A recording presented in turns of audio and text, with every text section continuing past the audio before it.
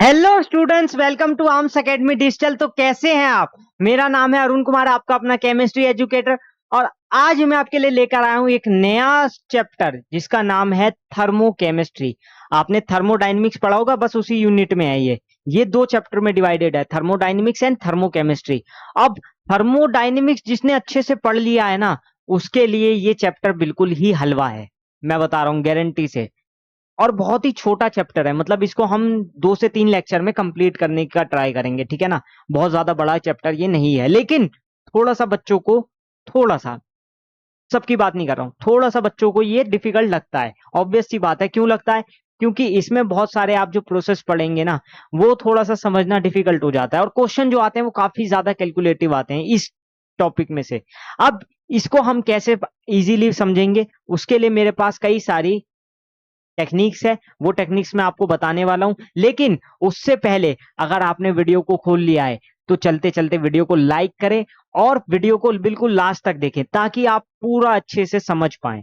और जिसने भी थर्मोडायनेमिक्स नहीं समझा है, वो जाके हमारी प्लेलिस्ट जो है नीट 1 ईयर की, उसमें से जाके थर्मोडायनेमिक्स के सारे लेक्चर्स देख सकता है। हमने थर्मोडायनेमिक्स 6 लेक्चर्स में कंप्लीट कर लिए थे। वो 6 लेक्चर में ही आपका पूरा का पूरा थर्मोडायनेमिक्स कवर हो गया है, जो कि एक बहुत बड़ा चैप्टर है अपने आप में। और अगर मैं थर्मोकेमिस्ट्री को भी उसमें ऐड कर दूं, थर्मोडायनेमिक्स एंड थर्मोकेमिस्ट्री को आप देखोगे तो ये अपने आप में बहुत बड़ी यूनिट है, ठीक है ना। और इसमें से क्वेश्चंस आते ही आते हैं। थर्मोकेमिस्ट्री की बात करूं तो आप नीट के पीवाईक्यूज उठा के देख लेना, heat of formation, heat of combustion का क्वेश्चन आता ही आता है, हेस लॉ पे क्वेश्चन आता ही आता है। तो ये इंपॉर्टेंट तो है, ये तो आप मानते हो, थोड़ा सा डिफिकल्ट है, बस बहुत सारे बच्चों को ये समझ नहीं आता है, उनको समझने में थोड़ा सा तकलीफ होती है इसको। लेकिन जब वो समझ जाते हैं ना, इसका क्वेश्चन देखो बनेगा बनेगा, 100% बनेगा आपसे। अगर आपको ये समझ आ गया तो ऐसा बिल्कुल नहीं होगा कि इसका क्वेश्चन एग्जाम में जाके आपसे नहीं बनेगा, ये तो मैं गारंटी से कह सकता हूँ। हाँ, अगर बहुत मुश्किल क्वेश्चन आ गया तो वो देखो, वो सबके लिए मुश्किल है। ऑब्वियस सी बात है, अगर बहुत कैलकुलेटिव क्वेश्चन आ गया तो आप भी समय के पाबंद हो, आपको 1 घंटे में 45 क्वेश्चन ही करने हैं, तो आपको थोड़ा सा सोचना पड़ सकता है कि यार मुझे वो वाले क्वेश्चन पहले कर लेने चाहिए जो 1 मिनट में हो जाए।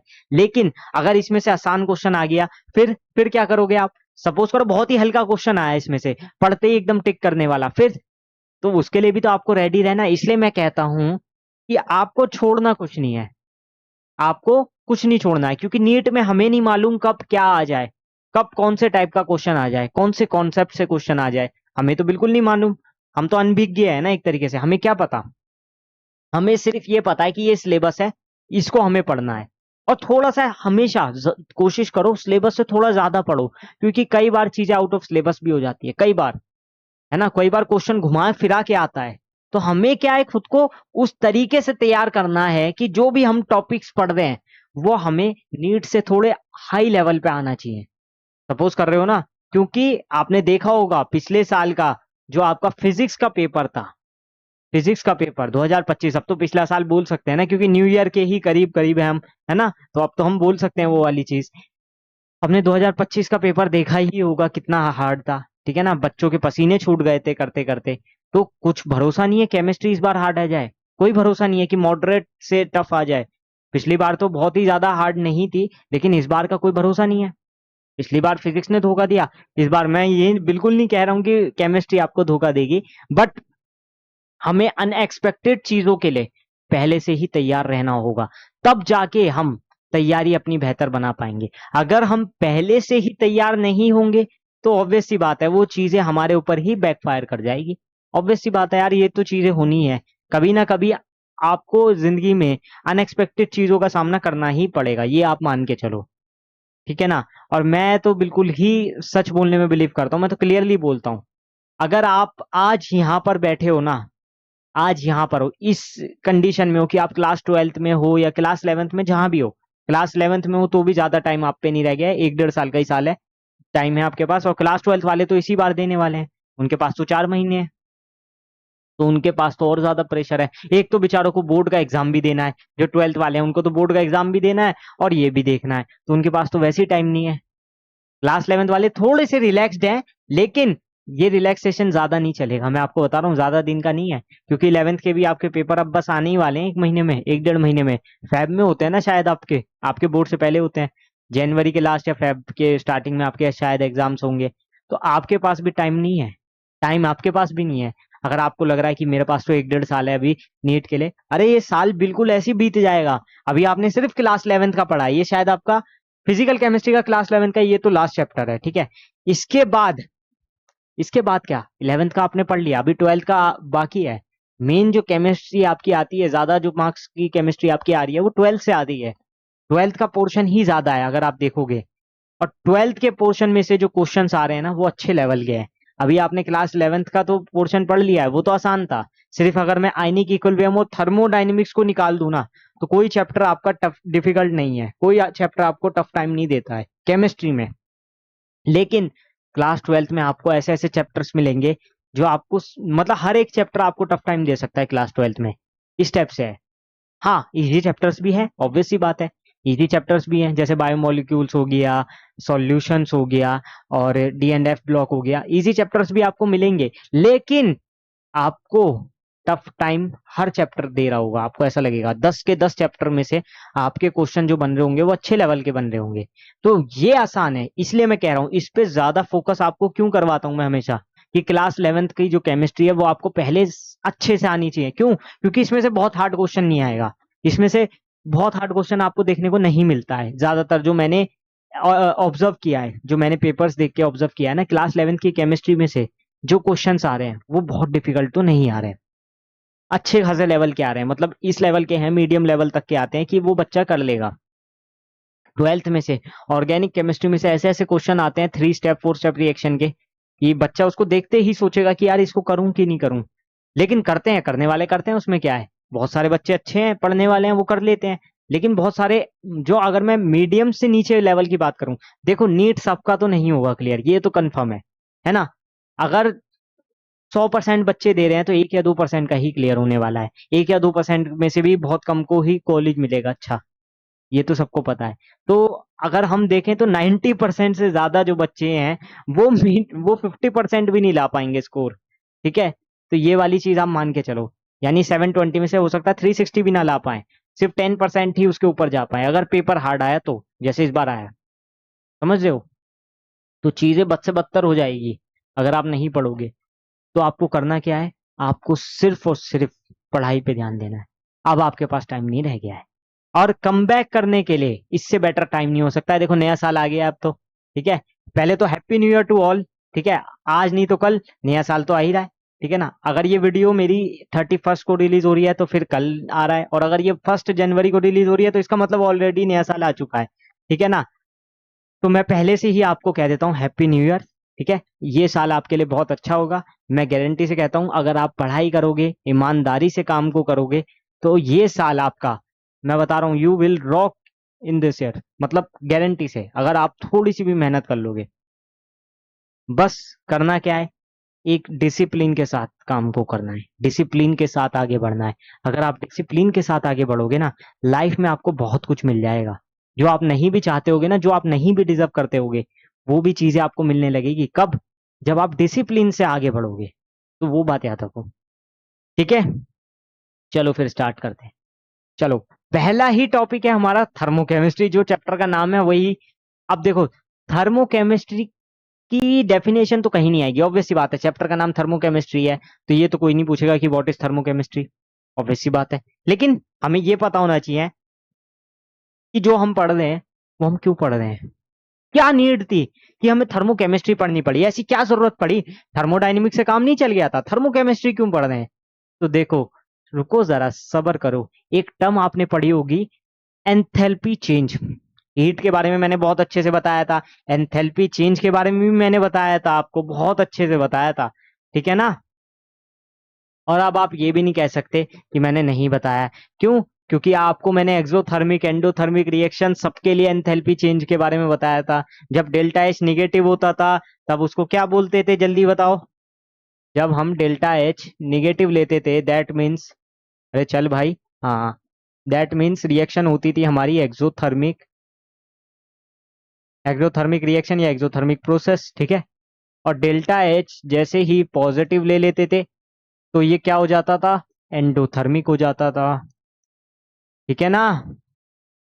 एक्सोथर्मिक रिएक्शन कौन सी होती थी? जिसमें हीट रिलीज्ड होती थी। और एंडोथर्मिक रिएक्शन कौन सी होती है? जिसमें हीट एब्जॉर्ब्ड होती है, ठीक है ना। तो यानी कि जहां पर भी मेरा डेल्टा एच निगेटिव आएगा, इसका मतलब वहां पर हीट रिलीज हुई है, ऑब्वियस सी बात है। और जहां डेल्टा एच पॉजिटिव आ रहा है, वहां पर हीट एब्जॉर्ब्ड हुई है। ये मैं बहुत अच्छे से आपको थर्मोडाइनमिक्स में करा चुका हूं। इसके बेस्ड हमने क्वेश्चन भी किए थे, और ये वाले क्वेश्चन भी किए थे हमने इस फॉर्मूले पे बेस्ड, जिसमें हमने लिखा था delta G equals delta H minus T delta S. यहाँ पर ये होता है एंथैल्पी चेंज, ये होता है एंट्रोपी चेंज, और ये टेम्परेचर, ये गिब्स फ्री एनर्जी चेंज। ठीक है, इस फॉर्मूले पे भी बेस्ड हमने किया था। स्पॉन्टेनिटी और नॉन स्पॉन्टेनियस प्रोसेस पे भी हमने क्वेश्चन कर लिए थे। इसलिए मैं कह रहा हूँ एक बार जाके आप लेक्चर्स देखो, आपको बहुत ज्यादा टाइम नहीं लगेगा। 6 लेक्चर देखने में आपको 5 से 6 घंटे ही लगेंगे, और हो सकता है 5 घंटे से भी कम लगे। तो 5-6 घंटे में आप आराम से पूरा का पूरा थर्मोडाइनमिक्स ही रिवाइज कर लोगे। चलो इसको देखते हैं अब। It provides a theoretical approach for calculating the heat change in a reaction. तो देखो, इसकी मदद से हम क्या कर सकते हैं, किसी भी रिएक्शन में उसकी हीट चेंज को कैलकुलेट कर सकते हैं, या फिर मैं बोलूँ तो एंथैल्पी चेंज को भी कैलकुलेट कर सकते हैं। उसी के लिए तो बेसिकली हम पढ़ेंगे, इसमें हम आगे पढ़ने वाले हैं formation, enthalpy of formation, enthalpy of combustion. तो वही सब थर्मोकेमिस्ट्री के हेल्प से ही ये सब पॉसिबल हो पाया। ठीक है, performing an experiment for calculating the heat change for every reaction can be avoided. मतलब हमें क्या अवॉइड करना है कि हर रिएक्शन के लिए भी हम कैलकुलेट परफॉर्म नहीं कर सकते। ठीक है, ये सारी चीजें मैं आपको बताऊंगा, पहले आप पढ़ लो। Study of the energy transferred as heat during the course of a chemical reaction और अ फिजिकल चेंज। अब हम इसमें ये भी स्टडी करेंगे कि जो हम एनर्जी ट्रांसफर कर रहे हैं या जो हीट चेंज हो रही है, कब, जब हम कोई केमिकल रिएक्शन करा रहे हैं या कोई फिजिकल चेंज हो रहा है, उस केस में भी हम ये देख पाएंगे कि हमारा जो हीट चेंज है वो कितना हुआ। तो थर्मोकेमिस्ट्री बेसिकली डील्स किससे कर रहा है, जो हमारा केमिकल चेंज है या फिजिकल चेंज है, उसमें क्या हीट चेंज हुआ, क्या एनर्जी ट्रांसफर्ड हुई, वो सारी चीजों की हम स्टडी कर पाएंगे। किसकी हेल्प से? थर्मोकेमिस्ट्री की हेल्प से। जल्दी बताओ समझ आया कि नहीं? ठीक है, ये तो मैंने बता ही दिया था। अब देखो, कुछ फैक्टर्स होते हैं जो डेल्टा एच यानी एंथैल्पी चेंज पे अफेक्ट करते हैं। अब वो कौन से फैक्टर्स होते हैं? देखो, सबसे पहले तो फिजिकल स्टेट हो जाएगी। सबसे पहले फिजिकल स्टेट, ये तो मेरे दिमाग में सुनते ही आ गया। जो भी हमारे रिएक्टेंट्स एंड प्रोडक्ट जो रिएक्शन में पार्टिसिपेट कर रहे होंगे, उनकी क्या फिजिकल स्टेट है, उनकी क्या स्टेट है, उस पे तो 101% डेल्टा एच करता ही करता है निर्भर। है ना, निर्भर करने का मतलब यही हुआ ना, इफेक्ट हुआ। ठीक है ना, उसकी फिजिकल स्टेट ही बता देती है कि क्या होने वाला है क्या नहीं। दूसरा टेम्परेचर, ये दो तो कंफर्म है कि फिजिकल स्टेट और टेम्परेचर, इस पे तो वो करेगा ही करेगा, ऐसा पॉसिबल ही नहीं है कि इस पे ना करे। और तीसरा होता है कंसंट्रेशन या अमाउंट ऑफ रिएक्टेंट, इस पे भी करेगा, क्योंकि रिएक्टेंट से प्रोडक्ट बन रहे हैं, प्रोडक्ट से रिएक्टेंट थोड़ी बन रहा है, रिएक्टेंट से प्रोडक्ट बन रहे हैं ना। तो रिएक्टेंट का कितना अमाउंट है, उसके कितने नंबर ऑफ मोल्स है, उसकी क्या कंसंट्रेशन है, उस पर डिपेंड करेगा एंथैल्पी चेंज। तो ये तीन तो कंफर्म है।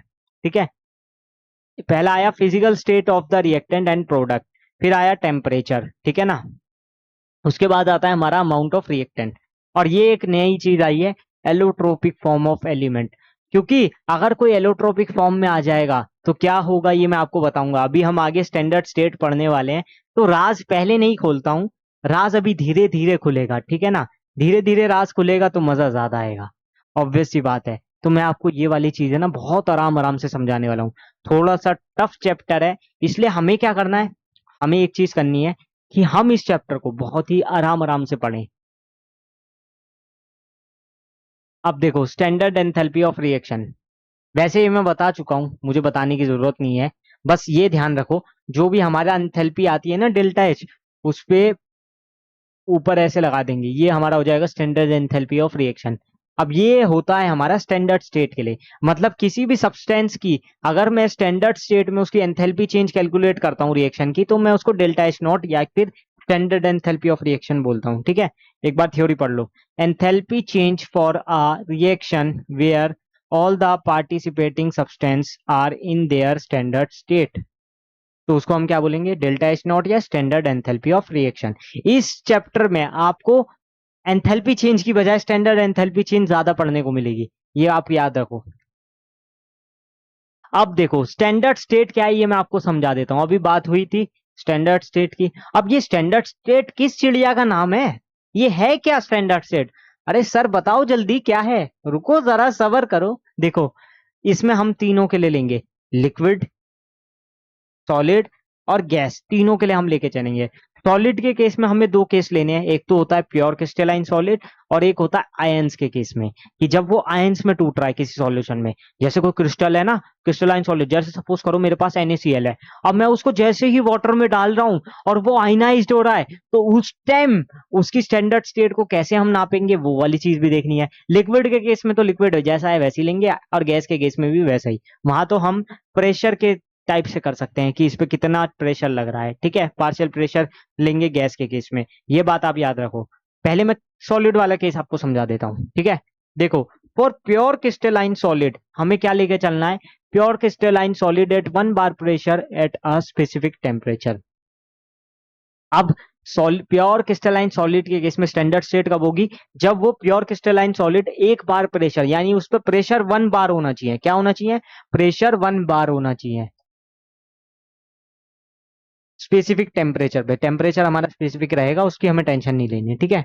फॉर सब्सटेंस और ion in solution species at 1 molar concentration. अब देखो यहां पर कंसंट्रेशन 1 मोलर होनी चाहिए। कंसंट्रेशन आपको पता है ना, number of moles upon volume in solution, और मोलैलिटी भी कंसंट्रेशन होती है, जैसे कि number of moles upon weight of solvent, है ना।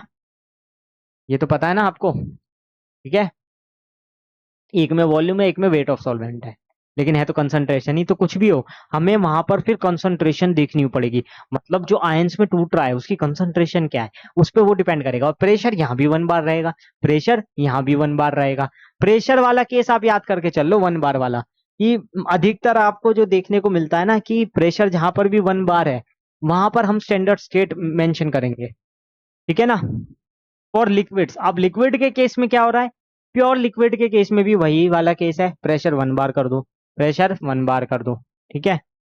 और गैसेस के केस में भी हो रहा है, आइडियल गैसेस के केस में, जब हमारा प्रेशर 1 बार हो। लेकिन यहाँ पार्शियल प्रेशर देखेंगे कि पार्शियल प्रेशर मेरा 1 बार होना चाहिए स्पेसिफाइड टेम्परेचर पे। अब ये चीजें आपको सारी की सारी लर्न नहीं करनी है, बस आपको समझ लेनी है। लर्न क्या क्या करना है वो मैं आपको आगे बता दूंगा, जैसे जैसे हम वीडियोस में आगे बढ़ेंगे ना, मैं आपको बता दूंगा स्टैंडर्ड एंथैल्पी चेंज कौन कौन सी जो हमें फॉर्मेशन ऑफ एंथैल्पी है किस किस की याद करनी है, किस किस की जीरो होती है वो भी मैं आपको बताऊंगा। कुछ ऐसे है हमारे पास टर्म्स जिनकी हीट ऑफ फॉर्मेशन हम जीरो लेके चलेंगे, अब वो कब लेंगे वो मैं आपको बताऊंगा आगे आगे। अब देखो ये कुछ इक्वेशंस है, ये हमें याद करके चलनी है। ये हमारी थर्मोकेमिकल इक्वेशंस है, बहुत ही आसान है, मैं आपको बता रहा हूँ, आराम से याद हो जाएगी, ठीक है। Balance chemical equation with the value of its enthalpy change. अब जैसे ये प्रोसेस है, ये हमें पता है अमोनिया बनाने का प्रोसेस होता है Haber process, N2+3H2 gives 2NH3, जिसमें हमारा जो एंथैल्पी चेंज था, अभी मैं रिएक्शन की एंथैल्पी चेंज की बात कर रहा हूँ, फॉर्मेशन मैंने अभी नहीं बोला है, ठीक है। अभी तक मैंने एंथैल्पी ऑफ फॉर्मेशन नहीं पढ़ा है, इसलिए मैं उसकी बात नहीं कर रहा हूँ, वैसे यहाँ पर आता है, लेकिन अभी मैं इसको लिख रहा हूँ डेल्टा RH, मतलब रिएक्शन का एंथैल्पी चेंज, रिएक्शन का एंथैल्पी चेंज, ठीक है। तो वो आ रहा था मेरा -91.8 किलो जूल पर मोल। ये भी सेम ही लिखा है, ये दोनों सेम ही है, तो इसमें छोड़ो। अब देखो अगर मैं इसको रिवर्स कर दूं, अगर मैं इसको पहले लिख दूं और इस वाले को बाद में लिख दूं, मतलब रिएक्टेंट आ जाए प्रोडक्ट की साइड और प्रोडक्ट आ जाए रिएक्टेंट की साइड, तो क्या होगा, तो एंथैल्पी चेंज भी तो बदल जाएगा। तो ये भी रिवर्स होके क्या हो जाएगा, माइनस से प्लस हो जाएगा, देखो यहाँ पर। तो 2NH3 N2+3H2 गिव्स 2, देखो जैसे ही मैंने ये वाला काम किया यहाँ पर माइनस से प्लस हो गया, तो क्या हुआ, माइनस से सीधा प्लस हो गया। वैल्यू सेम रही 91.8, मैग्नीट्यूड नहीं बदला लेकिन साइन बदल गया। क्यों? क्योंकि मैंने रिएक्शन को रिवर्स कर दिया है, ठीक है ना। रिएक्शन जैसी रिवर्स की मैंने, तो एंथैल्पी चेंज क्या हुई, साइन बदल गया, अपोजिट साइन आ गया। सपोज करो ये प्लस होता, सपोज करो यहाँ प्लस होता, 91.8 लिखा होता, तो रिवर्स करने पर यहाँ माइनस आ जाता। तो ये आप याद रखो, जब भी रिएक्शन को रिवर्स कर रहे हैं तो जो हमारी चेंज इन एंथैल्पी है वो भी साइन में रिवर्स हो जा रही है, साइन में, यानी माइनस है तो प्लस हो जा रही है, प्लस है तो माइनस हो जा रही है, ये आप समझ लो, ठीक है ना। अब एक आता है मेरा हेस लॉ, उससे पहले मैं आपको एक चीज और समझाना चाहूंगा, हेस लॉ से भी पहले। हाँ, कुछ हमारी जो स्टैंडर्ड एंथैल्पी चेंज है उनका जो वैल्यू है वो जीरो होता है। अब ऐसे ही कौन कौन सी है जो अपनी फ्री स्टेट प्योर स्टेट में रहती है, जैसे कि I2 है, आयोडीन, जीरो होगी इसकी फॉर्मेशन ऑफ एंथैल्पी, ठीक है। इसकी भी जीरो होगी, इसकी भी, F2 की भी जीरो होगी। अब उससे पहले भी मुझे आपको थोड़ा सा बताना होगा एंथैल्पी ऑफ फॉर्मेशन के बारे में, ठीक है। एंथैल्पी ऑफ फॉर्मेशन के बारे में, standard enthalpy of formation delta F H not, ये क्या होती है।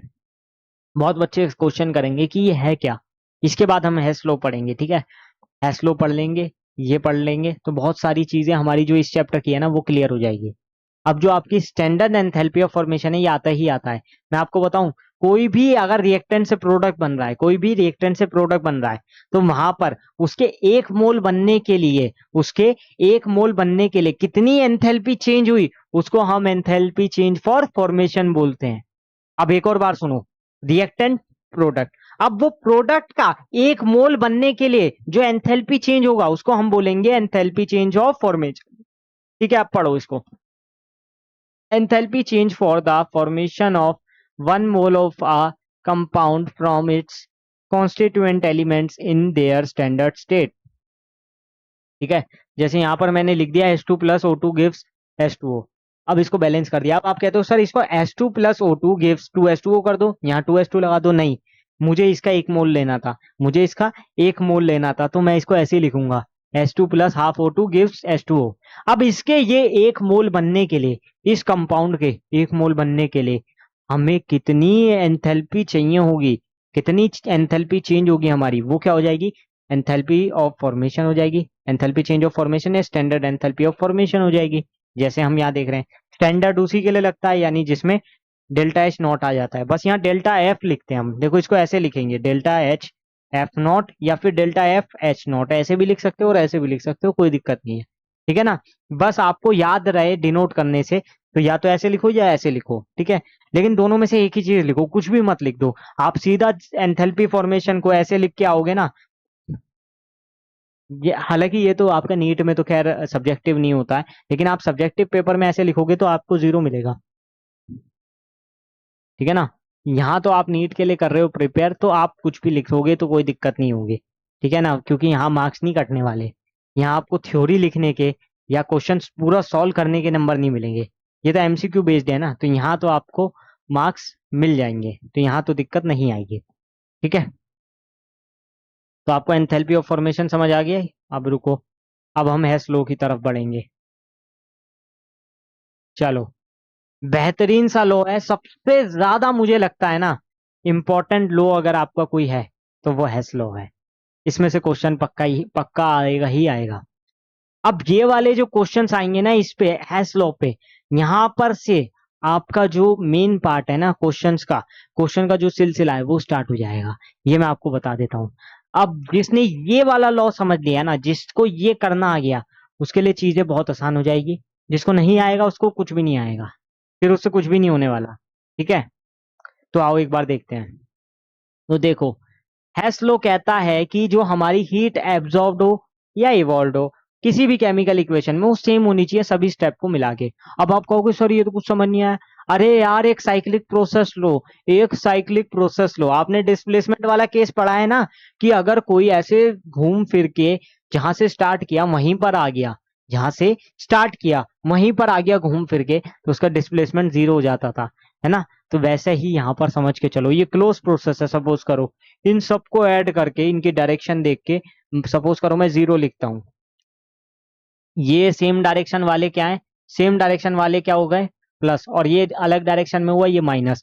तो क्या होगा जल्दी देखो, जैसे मैं लिखूं डेल्टा H1 प्लस, ए से सी गया डेल्टा H1, फिर C to D गया डेल्टा H2, फिर प्लस D to B गया डेल्टा H3, और ये अलग साइड है, ये अलग साइड है, तो ये डेल्टा H इक्वल जीरो। अब क्या करो, इसको उधर ले जाओ, इसको उधर ले जाओ, तो ये क्या बन जाएगा, ये उधर जाते ही बन जाएगा डेल्टा H इक्वल्स। तो यानी कि यहां से जो मुझे चीज मिली वो ये मिली कि जो सेम साइड वाले थे वो जोड़ दिए, जो अलग साइड वाला था उसको माइनस करके इक्वल्स टू जीरो करने पर ये आ रहा है delta H1 plus delta H2 plus delta H three equals delta H. और यही तो यहाँ पर बताया जा रहा है, यही तो घुमा फिरा के बताया गया है कि जो हमारा चेंज इन एंथैल्पी आ रहा है रिएक्शन के लिए, वो हर प्रोसेस को ऐड करके आ रहा है। जैसे यहाँ पर देखो ए टू सी और सी टू डी और डी टू बी का भी जो एंथैल्पी चेंज था वो सबको ऐड कर दिया। क्यों? क्योंकि मुझे यहाँ पर देखो ए टू बी का निकालना था। अब या तो मैं ये वाला ए टू बी निकाल लूं, या मैं बाकी जो इस प्रोसेस से होके वो गया है, या मैं घुमा फिरा के कि वो ए से सी पे गया, सी से डी पे गया, फिर डी से बी पे गया, ऐसे निकाल लूं। देखो यहाँ से भी घूम फिर के वो ए से सी पे गया, सी पे डी पे गया, डी से बी पे गया, गया तो वो ए टू बी ही गया, यहाँ सीधे सीधे गया ए टू बी। तो ये प्रोसेस दोनों बराबर हुए ना। अच्छा, ये वाला भी इस किसके बराबर होगा? जो घूम फिर के गया उसके बराबर होगा। तो यानी समीशन के बराबर होगा इनकी एंथैल्पी चेंज के। बताओ जल्दी, क्लियर है कि नहीं? है कि नहीं? ये आपको पहली बार अगर आप पढ़ रहे हो तो थोड़ा सा वियर्ड लग सकता है, लेकिन जैसे जैसे टाइम बीतेगा ना, आपको ये चीजें क्लियर होने लगेगी। ये चीजें आपको क्लियर होगी, 101% होगी। अब एक एग्जांपल दिखा देता हूँ। जैसे यहाँ पर देखो, Hess law of constant heat सम्मेशन। अब यहाँ पर देखो, बहुत ही अच्छा एग्जांपल है, ये वाले एग्जांपल को देखो। ये क्या लिखा है? 2NaHCO3 gives Na2CO3 plus CO2 plus H2O, और डेल्टा आर एच नॉट इसका निकालना था। ठीक है, अब यहाँ दो इक्वेशन दे दिया मेरे को। NaHCO3 plus HCl gives NaCl plus CO2 plus H2O, जिसका डेल्टा आर एच नॉट है 1। Na2CO3 plus 2HCl gives 2NaCl plus CO2 plus H2O gives delta R H not 2। ठीक है, अब देखो मुझे डेल्टा एच वन, ये आर लिखना वैसे जरूरी नहीं होता है, आप इसको directly delta H not one भी लिख सकते हो और इसको डेल्टा एच टू नॉट भी लिख सकते हो, वो आपके ऊपर है। ठीक है, अब यहां पर अगर मैं देखूं, मुझे इन दोनों को अगर प्लस माइनस करके ऊपर वाला बनाना हो तो मैं कैसे बना सकता हूं? देखो यहाँ पर 2NaHCO3 चाहिए, तो यहाँ तो 2 से मल्टीप्लाई करना पड़ेगा। एक चीज तो है कि यहाँ मुझे 2 से मल्टीप्लाई कर, अरे ये क्या है, यहाँ मुझे 2 से मल्टीप्लाई करना पड़ेगा, एक चीज तो कंफर्म है। ठीक है, और यहाँ 2 से मल्टीप्लाई करते ही ये 2HCl हो जाएगा, और ये 2NaCl, ये 2CO2, ये 2H2O। फिर क्या करना होगा? फिर इसमें से ये वाला पार्ट माइनस कर दूंगा। तो देखो होगा क्या, पहले इसमें 2 से मल्टीप्लाई कर देता हूँ। 2NaHCO3 plus 2HCl gives 2NaCl plus 2CO2 plus 2H2O। ठीक है, ये वाली रिएक्शन 2 से मल्टीप्लाई करके ऐसे हो गई, और ये हो गया मेरा delta H one not into two. ठीक है, 2 डेल्टा एच वन नॉट हो गया। अब देखो ये 2 से मल्टीप्लाई करते ऐसे बन गया। अब इसमें से अगर मैं इसको माइनस करूं तो देखो 2HCl में से 2HCl कैंसिल होगा, 2NaCl में से 2NaCl कैंसिल होगा, 2CO2 में से एक CO2 जाएगा तो एक ही CO2 बचेगा, 2H2O में से एक H2O जाएगा तो एक ही H2O बनेगा। तो क्या बन जाएगा मेरे पास? 2NaHCO3, और इसमें से ये वाला माइनस होगा, ये माइनस वाला उस साइड ले जाओ। ठीक है, इस साइड मेरे पास कुछ नहीं बचा। फिर ये आ गया Na2CO3, और क्या था कटने पर? ये CO2 बचता है यहाँ से, और ये क्या बचता है? H2O बचता।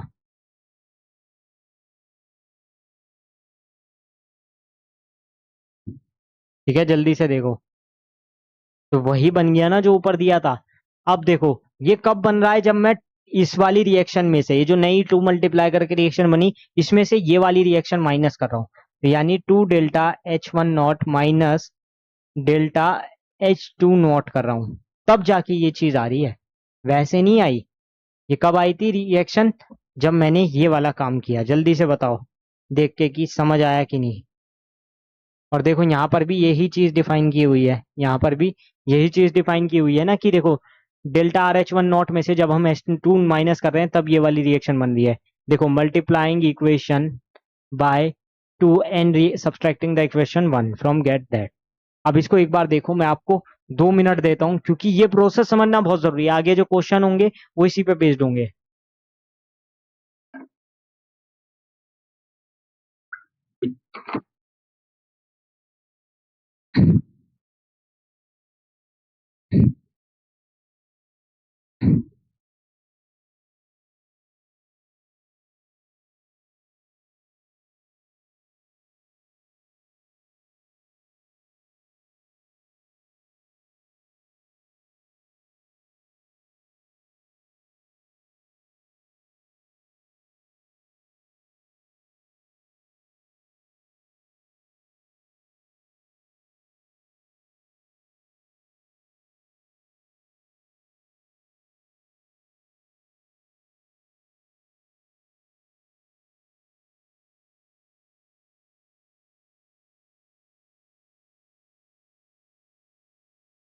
ठीक है ना।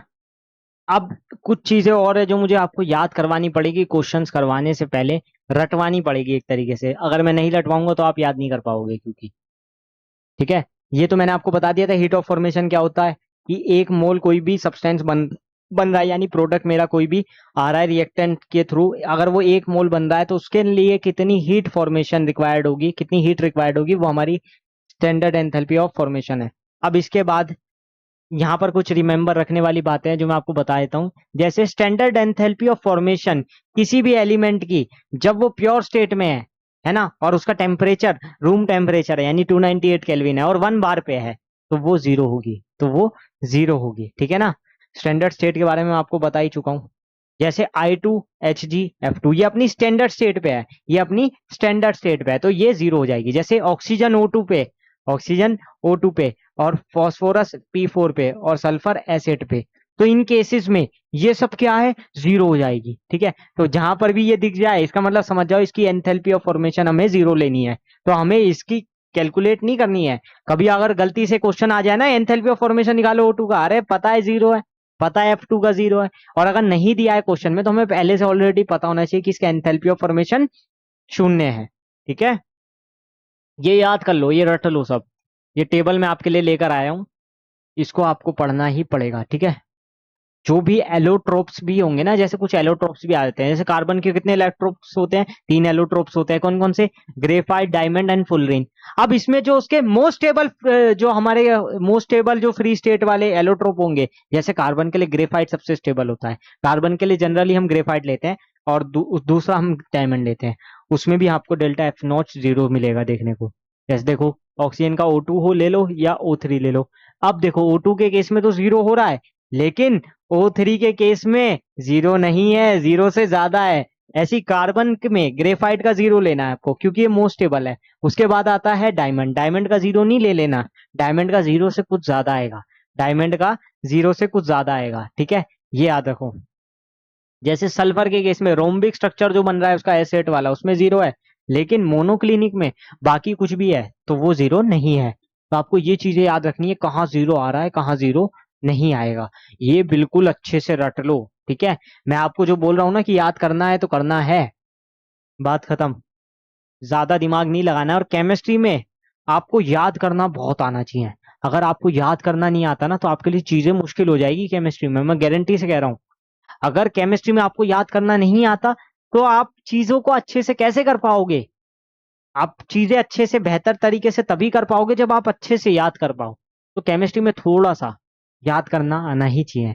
अब वैसे भी केमिस्ट्री में ज्यादातर जो चैप्टर्स हैं या ज्यादातर जो सब्जेक्ट्स हैं ना, फिजिकल केमिस्ट्री के कुछ चैप्टर आप निकाल दो तो मैक्सिमम इनऑर्गेनिक पूरी याद करने की है। ऑर्गेनिक में भी आपको कुछ रिएक्शन प्रोसेस मैकेनिज्म याद करने पड़ेंगे, समझना होगा, समझ के याद करना है, पर करना तो है याद।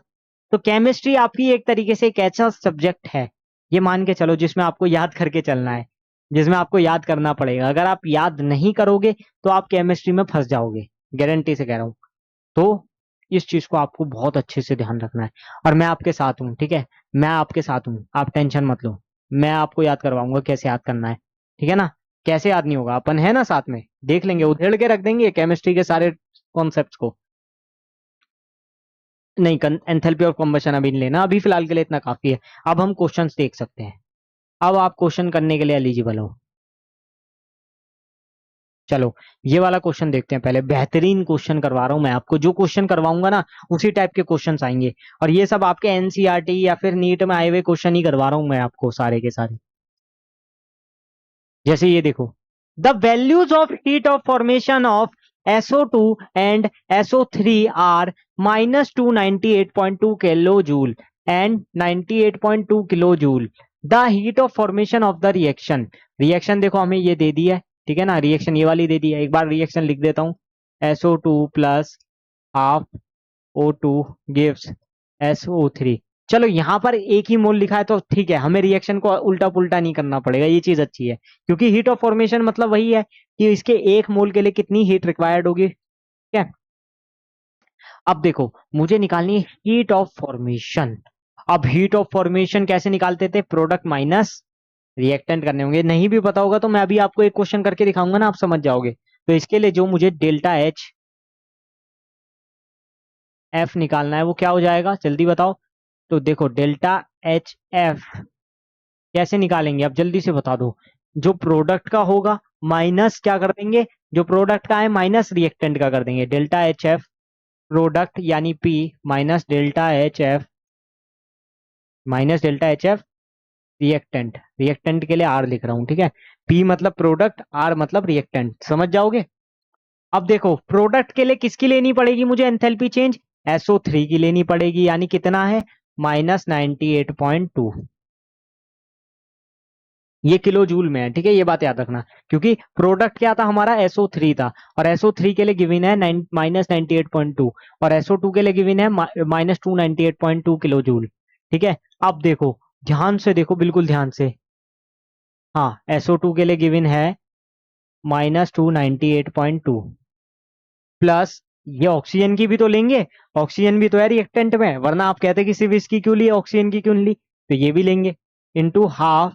अब देखो, अब आएगा खेल। मैंने आपको क्या बताया था, एंथैल्पी ऑफ फॉर्मेशन के केस में कब कब हमें जीरो लेनी होती है, जब हमारा जो एलिमेंट है वो मोस्ट स्टेबल स्टेट में हो या फ्री स्टेट में हो। और ऑक्सीजन के केस में मैंने बताया था कि O2 के लिए एंथैल्पी ऑफ फॉर्मेशन क्या लेनी है, जीरो लेनी है, तो यहां पर क्या हो जाएगा, जीरो।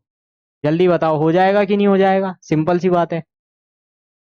अब इसको सॉल्व करो, अब आप सॉल्व कर पाओगे। तो ये हो गया -98.2 और ये जीरो हो गया, हाफ इंटू जीरो मतलब जीरो, तो ये आ गया पूरा का पूरा माइनस माइनस प्लस 298.2। अब देखो 298.2 में से -98.2 माइनस कर दो, ये वही हुआ ना, ये प्लस है ये माइनस है, मतलब 298 में से 98 घटा दो, कितना बचा, प्लस का 200। जो बड़ा होता है नंबर वो पहले आता है ना, ये तो सिंपल कैलकुलेशन है बेसिक।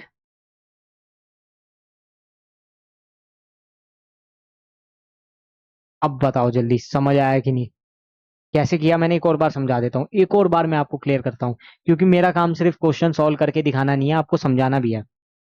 देखो इसमें वैल्यूज ऑफ फॉर्मेशन हमें दी हुई थी SO2 और SO3 के लिए, ऑक्सीजन की क्यों नहीं दी हुई थी, हमें पहले ही पता है उसकी ऑक्सीजन की जीरो होगी, डेल्टा एच एफ फॉर्मेशन, ठीक है ना। अगर ओजोन होता तो जीरो नहीं होती, लेकिन ऑक्सीजन के केस में मैंने बताया था O2 पे वो फ्री स्टेट में है, यानी कि वहां पर हमें एंथैल्पी ऑफ फॉर्मेशन जीरो लेनी है। तो इसके केस में तो पहले ही जीरो थी, इसलिए इसकी दी भी नहीं थी, तो हमें सिर्फ इसमें और इसमें देखना था। अब जो हमारी एंथैल्पी ऑफ फॉर्मेशन होगी या हीट ऑफ फॉर्मेशन होगी वो क्या होगी, प्रोडक्ट माइनस रिएक्टेंट, ये फॉर्मूला याद करके चल लो, ठीक है, ये वाला फॉर्मूला याद कर लेना आप कर लोगे मुझे लगता है, कोई दिक्कत वाली बात नहीं है, ठीक है। अब ये याद करते ही क्या किया हमने, इसकी वैल्यूज पुटअप कर दी। SO3 की दी हुई थी -98.2 और SO2 की दी हुई थी -298.2, प्लस इसका भी जोड़ना था तो इसका तो जीरो ही था, डायरेक्टली जीरो लिख दिया। अब इसको जब हमने सॉल्व किया तो हमें delta H formation 200 kilo jute mill गया। चलो जल्दी से 1 मिनट देता हूँ, चेक करो, 1 मिनट ही है आपके पास, ज्यादा टाइम नहीं, क्योंकि अभी और भी क्वेश्चंस करवाने हैं, तो जल्दी जल्दी देखो।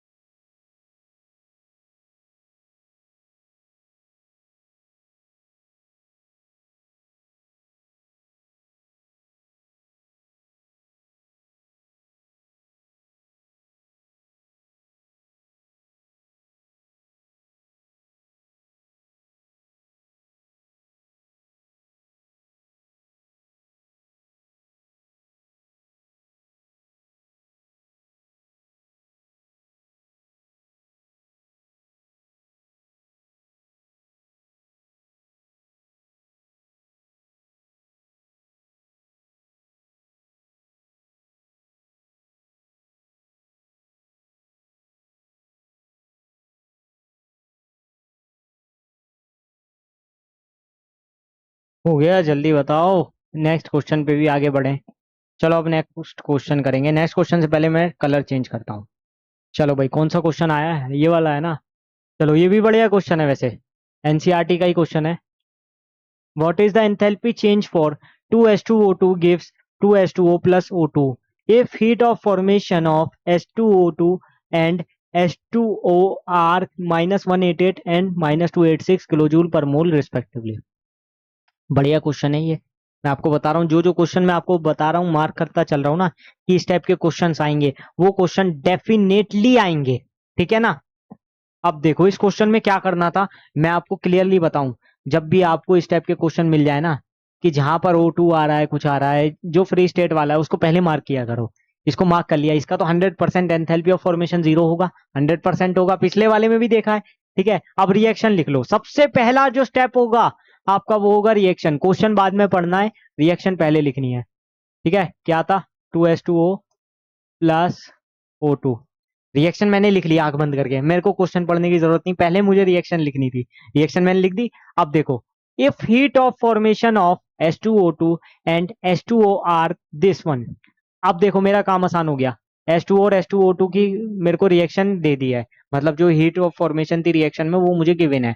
अब मुझे ये तो पता है कि किस किस के बारे में, H2O2 की पता है और H2O की पता है। O2 की मुझे जाननी ही नहीं है, उसकी तो जीरो है। ठीक है, निकालना क्या है, एंथैल्पी चेंज निकालना है। निकालना क्या है, एंथैल्पी चेंज कितना हुआ। ठीक है, हीट ऑफ फॉर्मेशन दोनों के लिए दिया है, तो देखो जो change in enthalpy delta H होगा मेरा यहाँ पर, वो हो जाएगा, प्रोडक्ट कितना बन रहा है यहाँ पर, 2 बन रहा है, तो 2 into delta H F not product minus, ये भी 2 है तो 2 into delta H F of reactant are. ठीक है, पी मतलब प्रोडक्ट, आर मतलब रिएक्टेंट। ये बात आप सीख लो। अब ये थोड़ा सा अजीब सा दिख रहा है क्या, रुको, डेल्टा एच एफ प्रोडक्ट, अब ठीक है, अब तो सही दिख रहा है। ठीक है ना। अब देखो 2 into delta H F product, product मतलब कौन सा, 2H2O, इसको नहीं लेना है, ये जीरो है, इसको नहीं लेना है, इसको नेग्लेक्ट करो। ठीक है, इसको नेग्लेक्ट करो। तो H2O का कितना आ रहा है जल्दी बताओ। यहां से देखो H2O2 का तो पहला वाला है -188, H2O का है -286, तो ये मेरा है -286 -2 इंटू, ये समझ रहे हो ना मैंने इसको क्यों नहीं लिया, ये पता है ना जीरो है, हाँ, इंटू, ये हो गया मेरा -188। ठीक है, यहां तक बताओ कोई दिक्कत, यहां तक बताओ कोई दिक्कत है, नहीं कोई दिक्कत नहीं है। 2 इंटू -286 कितना हो जाएगा, -6 2 ज़ा 12, यहाँ 1, 2 8 ज़ा 9 1 19, और ये 2 2, और ये आ गया -5, 92 थोड़ी आएगा, 12 है ना, 1 फिर 16 7 आएगा, हाँ, तो ये आएगा -572। ठीक है, इतना ठीक है, इतनी कैलकुलेशन तो आती होगी। ये माइनस माइनस पहले तो प्लस कर दो, फिर ये आ गया 2 8 ज़ा 6, और ये 1, 2 8 ज़ा 16 117, और ये 2 1 ज़ा 2, और 1 376। ठीक है, यही आ गया, और अच्छे से लिख देता हूँ इसको, +376। ठीक है, अब ठीक है, अब देखो ये आया -572, ये आया +376, यानी कि माइनस वाला ज्यादा है तो माइनस में ही आएगा आंसर। अब इसको अगर मैं करूं तो 124 ऐड करते 500, और इसमें करा 72, तो 196 आ गया, 196, और किलो जूल में दिया है ना, ये सब किलो जूल में है, तो ठीक है, -196 किलो जूल पर मोल। ठीक है,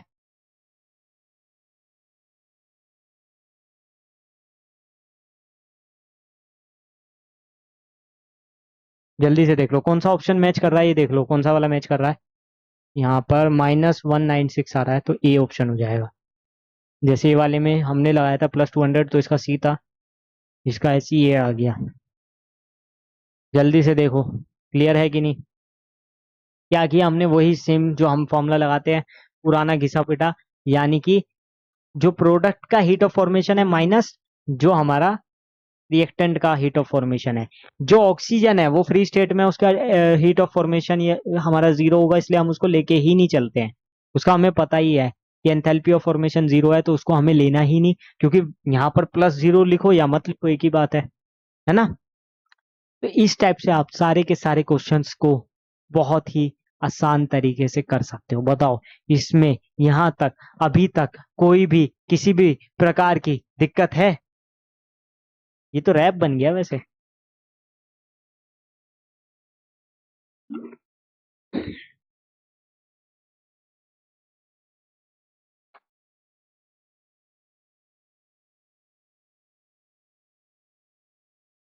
ठीक है ना। अभी तक तो सारी चीजें क्लियर हो रही है ना, बेहतरीन तरीके से चल रहा है सब कुछ, मजा आ रहा होगा आपको, ऐसी मजा आएगा। देखो केमिस्ट्री को अगर आप आराम से पढ़ोगे ना, एक शांत दिमाग से पढ़ोगे, एक तरीके से ध्यान केंद्रित करके पढ़ोगे, तो आपको केमिस्ट्री आसान लगने लगेगी। केमिस्ट्री में यही है, थोड़ा सा आपको समझना होगा, बस थोड़ा सा समझना है, थोड़ा सा याद करना है, तो फिर आपकी केमिस्ट्री अच्छी हो जाएगी। और देखो ये बेसिक मैथमेटिक्स है, अब इसको आप हार्ड नहीं कह सकते, ये कोई ज्यादा कैलकुलेटिव नहीं था, ये कोई कैलकुलेशन थी इसमें, देखो ये चुंदू सी कैलकुलेशन थी 10 सेकंड की, ये तो कोई कैलकुलेशन नहीं है। पिछले जो क्वेश्चन हमने किए उसमें भी ये कोई कैलकुलेशन थोड़ी थी, बिल्कुल आसान था, है ना, ये तो आराम से हो जाता। तो इस टाइप के ही क्वेश्चन आते हैं इसमें, हीट ऑफ फॉर्मेशन के बहुत ज्यादा डिफिकल्ट क्वेश्चन नहीं आते, ये मैं आपको पहले ही बता दूं। ये आपको याद रख के चलना है कि किस किस का हीट ऑफ फॉर्मेशन 0 है, इसलिए मैंने आपको टेबल याद करने को दी। मैंने क्यों दी आपको टेबल याद करने को, और भी हैं कुछ पार्ट्स, है ना, और ये मैं आपको टास्क देता हूँ कि किस किस का हीट ऑफ फॉर्मेशन 0 होता है, ये आपको खुद से याद करना है। जब तक आप खुद से याद नहीं करोगे ना, चीजें आपको क्लियर नहीं होने वाली है, ठीक है ना। पता नहीं किसका कॉल आया था, छोड़ो, चलता रहता है, ठीक है।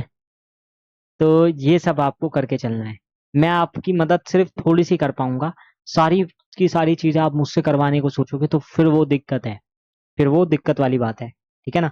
आपको खुद से भी थोड़ा सा सीरियस रहना ही होगा, और रहना चाहिए भी। यार नीट का एग्जाम है, कोई छोटा मोटा एग्जाम थोड़ी है। आप डॉक्टर बनोगे कल को जाके, डॉक्टर बनने के लिए आपको बहुत सारी चीजें करनी पड़ेगी, बहुत सारे बलिदान करने पड़ेंगे। मैं आपको गारंटी से बताऊं, एक इंजीनियर अपने लाइफ टाइम में कितना वर्क कर सकता है मैं आपको बताता हूँ, वो ज्यादा से ज्यादा मैक्स टू मैक्स, उसको भी रिटायर होना ही होगा। तो सपोज करो अगर वो 22 से स्टार्ट करे, तो वो लगभग लगभग, या 22 तो मैंने कम बोल दिया क्योंकि बहुत सारे लोग 23, 24, 25 तक इंजीनियर बनते हैं, तो चलो मैं मान के चलता हूँ वो 25 से स्टार्ट कर रहा है, ठीक है, मोटा मोटा ले लिया 25 से स्टार्ट कर रहा है, तो वो 65 तक 40 इयर्स काम करेगा। या कोई भी गवर्नमेंट जॉब का भी आप देख लो, 62 पे रिटायर होते हैं, ठीक है ना, कोई टीचर का भी ले लो आप, तो वो इतना ही काम करेगा। डॉक्टर के केस में ऐसा नहीं है, डॉक्टर के केस में ऐसी चीज नहीं है। डॉक्टर के केस में क्या है कि जब तक उसने होश संभाल रखा है वो काम करेगा। मैं आपको बताऊं, मेरा इलाज एक 82 इयर्स के डॉक्टर ने किया था, जब मेरे को एक बीमारी हुई थी which is called as spine tuberculosis. आप तो नीट वाले हो, आपको थोड़ा सा आइडिया होगा, या नहीं भी होगा तो मैं बता देता हूँ। एक रीढ़ की हड्डी में टीबी होती है, एक होती है ना पल्मनरी टीबी, टीबी होती है सिंपली, ज्यादातर 90% केसेस में लंग्स में टीबी होती है, ठीक है, वो तो हो गई नॉर्मली टीबी, खांसी जुकाम वाली। मेरे को हुई थी रीढ़ की हड्डी में टीबी, यानी कि स्पाइन ट्यूबरक्लोसिस। अब बहुत बहुत खतरनाक बीमारी होती है, भगवान न करे किसी को हो, लेकिन मुझे हुआ था। उसमें मुझे बेड रेस्ट दिया गया था, बहुत लंबा लंबा बेड रेस्ट दिया गया था, तो आप समझ सकते हो कि चलना फिरना भी दुश्वार हो गया था।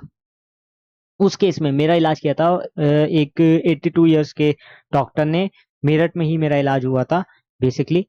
तो मैं आपको बताना चाहूंगा वो आज भी डॉक्टर हैं, आज भी वर्क कर रहे हैं। तो डॉक्टर के केस में ऐसी चीजें भी हैं। डॉक्टर अगर 25 साल की एज से स्टार्ट करता है, सपोज करो उसका एमबीबीएस 25-26 साल में हो गया, तो वो सपोज करो वो 25 से 80 इयर्स तक भी काम कर सकता है, ठीक है, 80 के बाद भी कर सकता है, मैंने तो देखे हैं अपनी आंखों से। तो देखो डॉक्टर बनना है ना अगर आपको, तो आपको लंबी लंबी सोच रखनी है। और डॉक्टर को हो सकता है एक एक दिन में 100 100 150 150 200 300 पेशेंट भी देखने पड़े, तो आपका काम आसान थोड़ी होगा। तो अगर आप अभी से आसान काम करने की आदत डाल लोगे, तो आगे जाके आप चीजें कैसे क्लियर कर पाओगे, आगे जाके तो आप पे प्रेशर और बढ़ेगा, वर्क प्रेशर कभी आपका कम नहीं होगा एज अ डॉक्टर। मैं गारंटी से कह रहा हूँ, डॉक्टर के केस में तो वर्क प्रेशर कम नहीं होगा। एज एन इंजीनियर मैं ये कर सकता हूँ, या एज ए टीचर मैं ये कर सकता हूँ कि आज मेरा मूड नहीं है, आज ऑफिस नहीं जाते, कल भी मूड नहीं है, कल भी नहीं जाएंगे, 2 दिन की छुट्टी लेनी है, वेकेशन पे जाना है, 3 दिन छुट्टी ले ली, चलेगा। बट डॉक्टर, डॉक्टर नहीं कर सकता। आप समझो बात को, डॉक्टर का काम जिम्मेदारी का है, किसी की जान बचाना है, जान से भी ज्यादा छोड़ो, जान जान तो बहुत बड़ी बात हो गई। अगर किसी पेशेंट को थोड़ी सी भी तकलीफ है, थोड़ी सी भी दिक्कत है, तो वो ये सोचता है यार मैं जिस डॉक्टर से इलाज करा रहा हूँ ना, मैं उसी से कंसल्ट करूंगा, और किसी डॉक्टर से मुझे नहीं मिलना। समझ रहे हो, मेरा बैकअप है, मैं अगर नहीं आऊंगा तो मेरी जगह कोई और जाके क्लास ले लेगा। मैं अगर एज ए इंजीनियर वर्क कर रहा हूँ तो मैं नहीं हूँ साइट पे, मेरी जगह कोई और चलाएगा। लेकिन डॉक्टर के केस में वो चीज पॉसिबल ही कहाँ होती है, पेशेंट बोलता है मुझे उसी से मिलना है। सपोज करो आपका नाम आयुष है, तो मुझे डॉक्टर आयुष से ही मिलना है, मुझे इन्हीं से मिलना है बस, मुझे डॉक्टर सीमा से ही मिलना है, मुझे डॉक्टर मंथन से ही मिलना है और किससे नहीं मिलना। तो आप क्या करोगे? You can't say no as a doctor, ठीक है। तो ये वाली चीज आप सोच के चलो। चीजों को कॉम्प्लिकेट करने से पहले आप ये चीज समझ लो कि आप किसकी तैयारी कर रहे हो, है ना। आप नीट का एग्जाम क्यों दे रहे हो, ये बात आपको क्लियर होनी चाहिए। अगर आप नीट की तैयारी कर रहे हो तो क्लियर होना चाहिए आप डॉक्टर बनने वाले हो, और एक डॉक्टर का काम जिम्मेदारी का होता है। यहाँ ठीक है, एक दो क्वेश्चन ऊपर नीचे होते हैं, चलेगा, लाइफ है, आप कभी भी परफेक्ट नहीं हो सकते, लेकिन एज एन डॉक्टर आप गैर जिम्मेदार नहीं हो सकते, आपको जिम्मेदार तो रहना होगा। आप बहुत अच्छे डॉक्टर नहीं भी हो, लेकिन आपका अगर जो एक तरीके से होता है ना, कॉम्बिनेशन बहुत अच्छा है, या फिर आपका जो एक तरीके से कम्युनिकेशन अच्छा है अगर अपने पेशेंट्स के साथ, तो पेशेंट्स आपके पास जरूर आएगा, आप पर विश्वास जरूर करेगा। ये तो हो गए डॉक्टर बनने की बात। वैसे अभी हमें आपको पहले डॉक्टर कैसे बनना है वो बताना है ना। तो अगर आप डॉक्टर बनना चाहते हो तो आपको नीट क्लियर करना है, और नीट क्लियर करने के लिए आपको ये सारे चैप्टर्स पढ़ने होंगे, ठीक है ना। नेक्स्ट आ जाते हैं हम, एंथैल्पी ऑफ फॉर्मेशन पढ़ना है ना अब तो। एंथैल्पी ऑफ फॉर्मेशन तो हो गया, एंथैल्पी ऑफ कंबशन। देखो मैं भी टॉपिक से भटक गया हूँ अब, यही सब बातें करते करते। हाँ, enthalpy of combustion next topic आता है हमारा। तो एंथैल्पी ऑफ कंबशन क्या है? वैसे कंबशन रिएक्शन आपने पढ़ी थी क्लास 10th में, है ना, कार्बन कंपाउंड्स में। तो एंथैल्पी ऑफ कंबशन वही है। कंबशन क्या होता है? जब भी किसी हाइड्रोकार्बन की हम ऑक्सीजन से रिएक्शन कराते हैं तो CO2 और H2O मिलता है, या फिर बोलूं जलाना। जलाना, आप आग वाग सेकते हो ना, अब वैसे भी अभी सर्दी हो रही है, आग वाग तो सभी सेकते होंगे, है ना। तो वो सब भी क्या है? कंबशन है। अब कोई भी कंपाउंड जिसका कंबशन हो रहा है, कोई भी कंपाउंड जिसका कंबशन हो रहा है, उस केस में जो एंथैल्पी चेंज होगी उसके एक मोल कंपाउंड के कंबशन में जाने के लिए, उसको हम बोलेंगे एंथैल्पी ऑफ कंबशन। ठीक है, इसको एक बार पढ़ लो। Enthalpy change when 1 mole of a compound combines with the requested amount of oxygen to give products in their stable form. इसको हम बोलेंगे एंथैल्पी ऑफ कंबशन। एक बार यहां देखो एंथैल्पी ऑफ कंबशन को। ग्लूकोज है, ग्लूकोज की रेस्पिरेशन रिएक्शन तो सबको ही आती होगी। ग्लूकोज का ऑक्सीडेशन होता है और क्या बनता है? CO2 और H2O बनता है, ठीक है ना, ये तो सबको पता है। और ग्रेफाइट का भी पता है, सी ग्रेफाइट की जब ऑक्सीजन से रिएक्शन करते हैं क्या बनता है? CO2 बनता है, ठीक है। तो इस केस में हम इसको बोलते हैं एंथैल्पी ऑफ कंबशन। इसको डेल्टा HC बोल दो या डेल्टा CH0 बोल दो, एक ही बात है। इसको ऐसे भी आप लिख सकते हो, ठीक है, सबस्क्रिप्ट में करके भी लिख सकते हो, और ऐसे भी लिखोगे तो गलत नहीं है, ठीक है। आपको जैसे लिखना है, जैसे मर्जी आपका मन करे वैसे आप लिखो, बस आपको पता होना चाहिए। C आ गया तो डेल्टा HC का मतलब क्या है? कंबशन की बात हो रही है। किसकी बात हो रही है? कंबशन की बात हो रही है, ये बात ध्यान रखो, ठीक है। अब देखो, C6H12O6 plus 6CO2 gives 6CO2 plus 6H2O। यहाँ पर जो इसका डेल्टा HC0 आ रहा है वो कितना आ रहा है?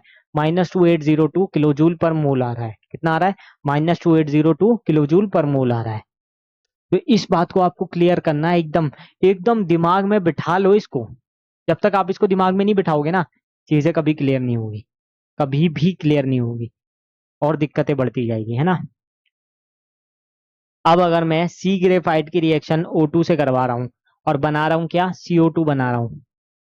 इसकी रिएक्शन C+O2 करके CO2 बना रहा हूं, तो यहां पर हुआ क्या? यहां पर हुआ क्या मेरे? सबसे पहले तो ये देखो, सबसे पहले देखो जो हमारा डेल्टा CH0 है या डेल्टा HC0 है, ये आ जाएगा मेरा -393.5 किलो जूल।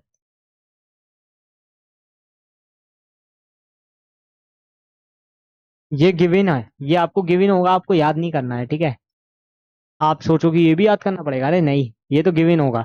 लेकिन ये मैं आपको बताना चाह रहा हूँ, यहाँ हम डेल्टा HC0 बात किसकी कर रहे हैं? एंथैल्पी ऑफ कंबशन की बात कर रहे हैं। इस पे बेस्ड क्वेश्चन कैसे आएंगे वो मैं आपको बताऊंगा, ठीक है, चलते चलते। हाँ, एक चीज और है, जैसे हम एंथैल्पी ऑफ फॉर्मेशन पढ़ते हैं, एंथैल्पी ऑफ कंबशन पढ़ते हैं, ऐसे ही हम पढ़ते हैं एक एंथैल्पी ऑफ ट्रांजिशन। क्या पढ़ेंगे? Enthalpy of transition.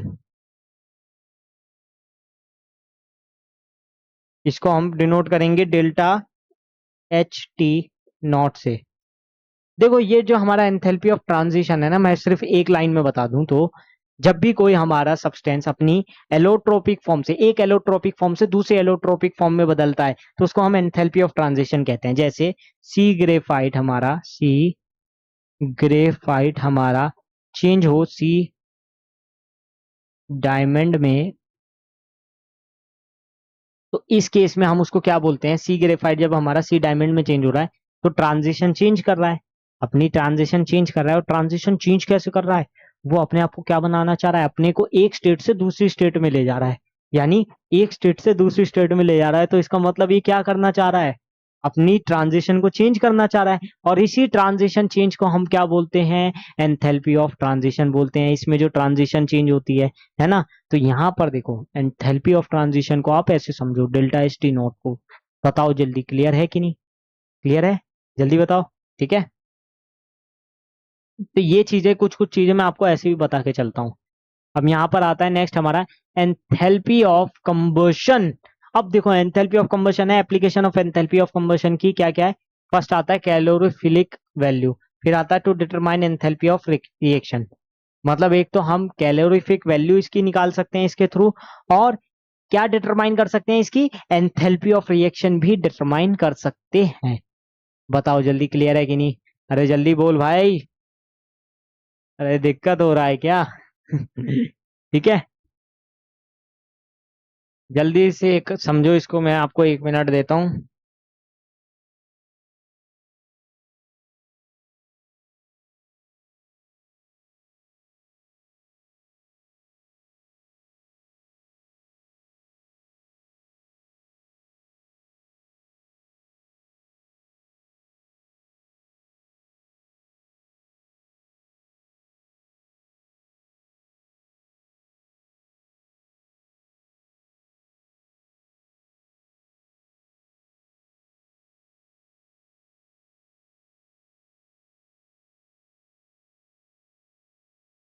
ठीक है ना, अब एक दो क्वेश्चन देखेंगे, ठीक है, क्वेश्चन से चीजें क्लियर होगी।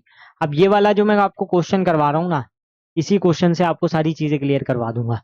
देखो यहाँ पर क्या बोला जा रहा है, यहाँ पर कह रहे हैं the heat of combustion of carbon to CO2 is this, the heat release upon formation of 35.2 gram of CO2 from carbon and oxygen gas is. अब मुझे देखो करना क्या है, हीट ऑफ कंबशन मुझे पता है कार्बन का क्या है, CO2 से ये आ रहा है, हीट रिलीज जो हो रही है फॉर्मेशन के लिए CO2 के, वो हमें गिवन है। मुझे बताना क्या है, कार्बन और ऑक्सीजन से मुझे बतानी है heat of combustion, heat release बतानी है, हीट रिलीज बतानी है ना। एक मिनट फिर से पढ़ लेते हैं, हीट ऑफ कंबशन तो गिवन है, ठीक है, हीट ऑफ कंबशन गिवन है, एक चीज क्लियर।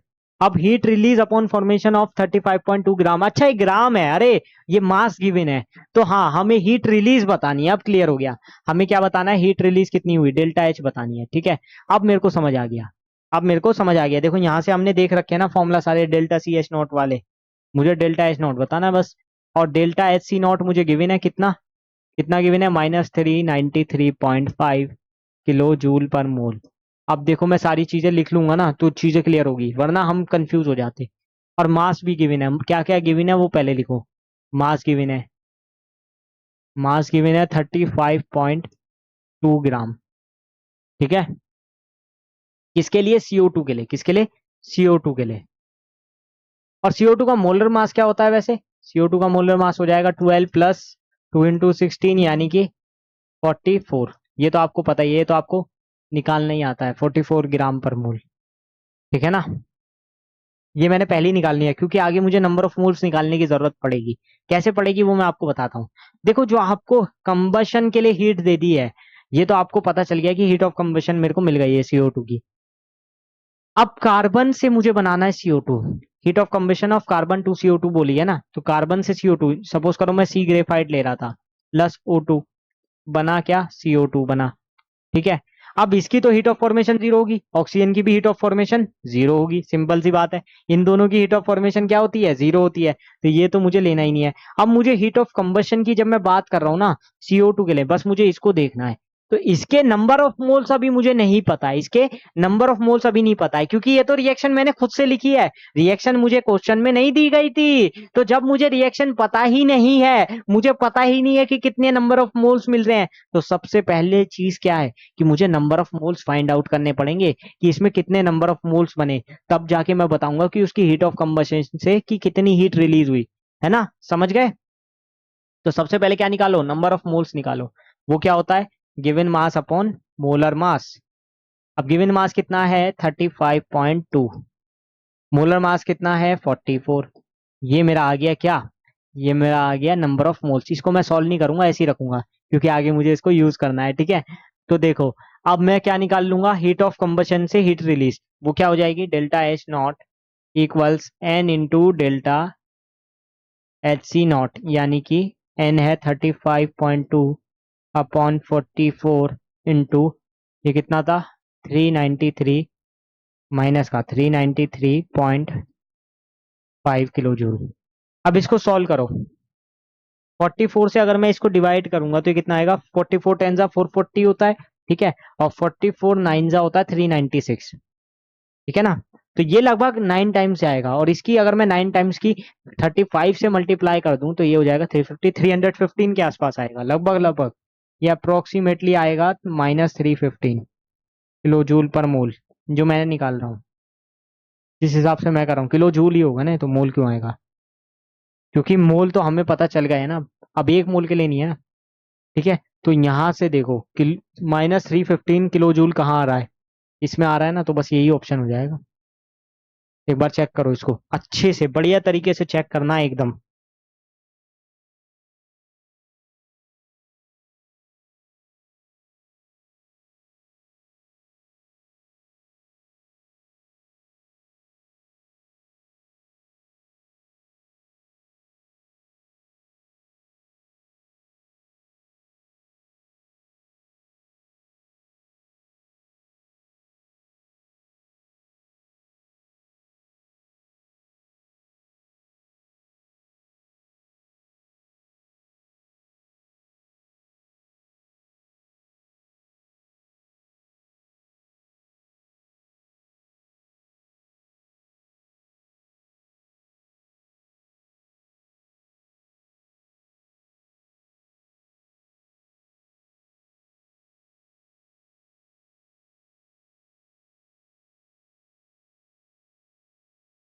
ठीक है ना, बताओ जल्दी, क्लियर है ना, ये तो समझ आ गया ना। यहाँ पर हमने नंबर ऑफ मोल्स से क्यों मल्टीप्लाई किया, क्योंकि नंबर ऑफ मोल्स हमें पता नहीं थे। जब हम नंबर ऑफ मोल्स पता चल गए, फिर हमने उसकी हीट ऑफ कंबशन में मल्टीप्लाई करके निकाल लिया कि कितनी हीट रिलीज हुई होगी। क्योंकि हीट ऑफ कंबशन में क्या है कि एक तरीके से देखा जाए तो वो वहां पर हीट रिलीज तो हो ही रही है, इसमें इस केस में हीट रिलीज तो हो ही रही थी, पर कितनी रिलीज हो रही थी वो कैसे पता चला हमें, कि कितना हीट ऑफ कंबशन था और कितना उसमें नंबर ऑफ मोल्स थे, उनको आपस में मल्टीप्लाई करके। ये चीज हमें क्लियर होनी बहुत ज्यादा जरूरी है। जब तक ये चीजें क्लियर नहीं होगी, आगे हम नहीं बढ़ सकते, आगे बिल्कुल भी नहीं बढ़ सकते।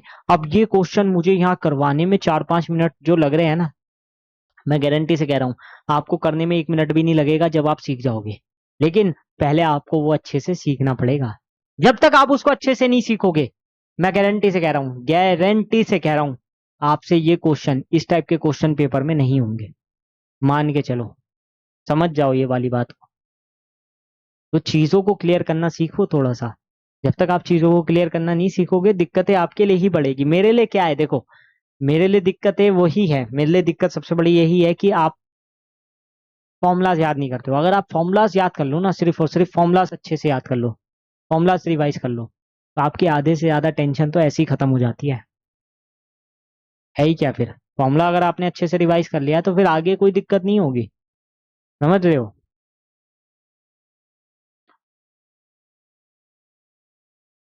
तो यही है फिर, चीजों को आपको अच्छे से समझ के चलना है, चीजों को आपको अच्छे से करना है, जो भी आप कर रहे हो वो आपको, मतलब आप अपना उसमें बेस्ट देने का प्रयास करो, जो भी कर रहे हो, ठीक है ना। इसके बाद कुछ बचा है, नहीं नहीं नहीं नहीं, तो बस आज का जो हमारा लेक्चर था वो यहीं समाप्त होता है, यहीं तक था। और देखो मैंने कितनी अच्छी ड्राइंग की है वैसे, यहाँ आप देख सकते हो। अरे ये सब तो ऐसे ही है, पीपीटी वगैरह बनाना और फिर इस पे आपस पे ड्रॉ करना, ये सब चलता रहता है। ठीक है, थोड़ा बहुत मजाक मस्ती भी होनी चाहिए ना। बिल्कुल सीरियस सीरियस सीरियस भी बच्चों को नहीं अच्छा लगता है, बच्चे बिल्कुल बोर हो जाते हैं वो वाली चीजों को देख के भी, है ना। ये भी सब है।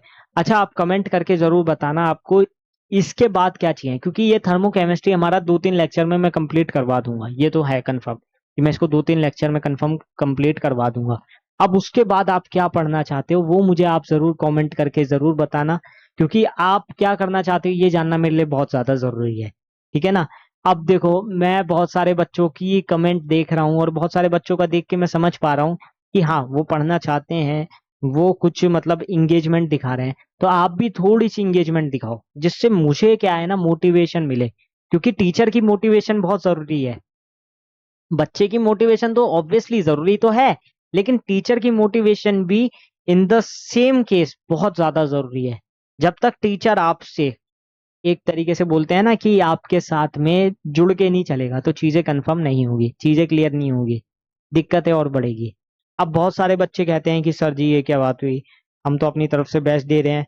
अरे तो मुझे कैसे पता चलेगा आप बेस्ट दे रहे हो, है ना।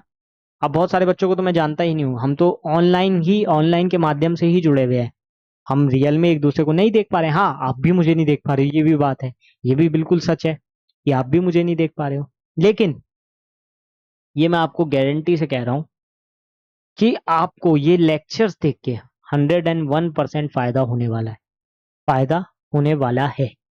क्यों कह रहा हूं मैं ये वाली चीज, कि देखो मुझे एक्सपीरियंस है ये सब चीजों का, कि जो बच्चा थोड़ा सा भी एक तरीके से कह सकते हैं ना कि सीरियस होता है पढ़ाई को लेकर, उसके साथ कभी बुरा नहीं होता।